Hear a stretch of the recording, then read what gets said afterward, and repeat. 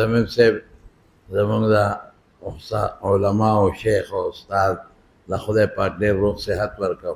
مازدیګر یې تاسو ټولو له په خپل کور کې ډوډۍ کړې ده.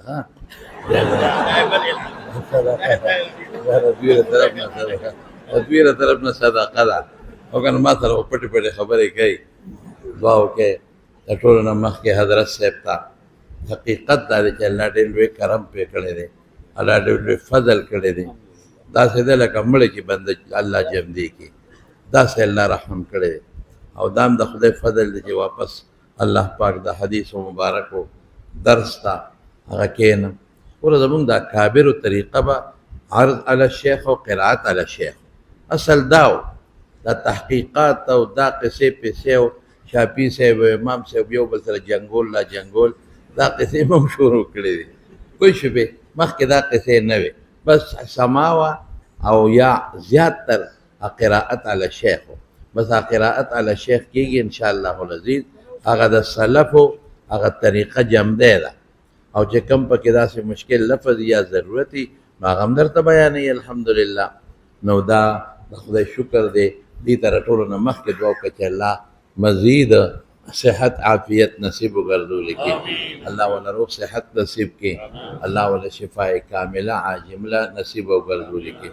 او دا کم شهدا حضرات چې دوی نومونه واخیستل، واقعي زمونږ جامع حقانیه هغې د غټو غټو شیوخو شهادتونه هغه پیش کړل.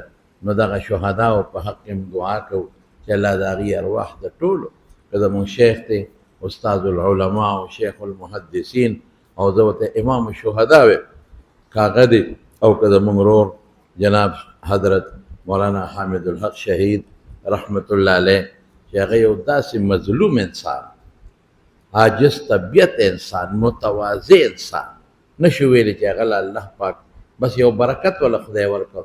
الله د هغوی ارواح هم د بدر او د احد شهداو سره ملګري کړي، او پروردګاره دغه ادارې مزید حفاظت نصیب کړي. دا غټه اداره ده، الله دې مزید حفاظت نصیب کړي. کومو طالب علمانو چې د انعامونه واخیستل، الہ العالمین هغوی د مزید توفیق نصیب کړي. او چا چې وانه هم غیشتل نو دا هم څنګه تاسو ته وفرمایل، دا هم لویه خبره ده. د دې په زړه کې به هم یو جذبه پیدا شي. دا څه دا انعام زمونږ باباجي ته په دارالعلوم دیوبند کې هغه یو کتاب ځان سره اوس هم مونږ سره په الماری کې پروت دی، غالبا دستور المبتدی دا پټینی کتاب، او که علم الصیغه د ما نه اوسېرېږي.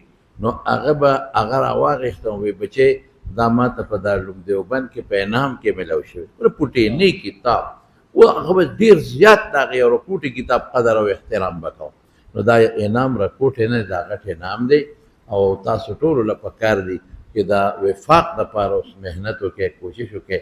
الله مو بچې ټول کامیاب کا، الله مو علوم کامله نافعه نصیبه وګرځولې کا، او الله مو د علومو برکات نصیب کا. او اوس به سبق ته کښېنئ که خیر انشاءالله. او حضرت صاحب هم دغه دی، او یو شان به که خیر باقاعده حاضري لږه خپله بچې یقیني وساتئ، حاضري یقیني کې. او دا ګورئ زه تاسو ته ویم چې ستاسو سره که خدا نه خواسته ستاسو نه څه کوتاهي راله، وبال ډېر زیات دی.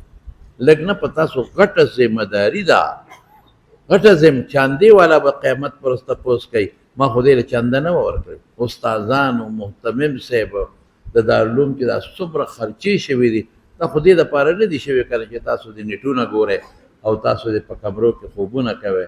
الحمدلله سخت کار زمونږه حاضري ډېره ښه ده، ډېره یقیني ده. الله تاسو مزید هم کامیاب کړي. جامعې ته دعا کوئ چې الله مزید ترقي نصیب کړي، الله مزید ترقي نصیب کړي، او الله تعالی حفاظت هم نصیب کړي. او دا کار الله پر کال الله په ډېرو خوشحالی او په عافیت سره سرته ورسولي کړي. او کوم چې دارالعلوم سره جامعې سره چا مدد کړی دی، دا د ډېرو خلکو په امداد او تعاون چلیږي، مالی یا بدني هر قسمه. الله غیر هم د هغوی اجور او برکات په دنیا والآخره او مضاعف اجرونو کې الله نصیب وګرځولی کړي. او دارالعلوم چې څومره زمونږه د حضرت صاحب بچي او د دوی چې څومره ورونه او حقاني خاندان دی، هغې ته هم دعا کوي چې الله ټولو حفاظت نصیب کړي. او الله تعالی د هر یو نه په خپل میدان کې الله پاک د مدرسې د خدماتو کار واخیستلی کړي. او دا دعا کوي چې الله د سکه ورونو غوندې الله د دوی اتفاق او اتحاد نصیب وګرځوي.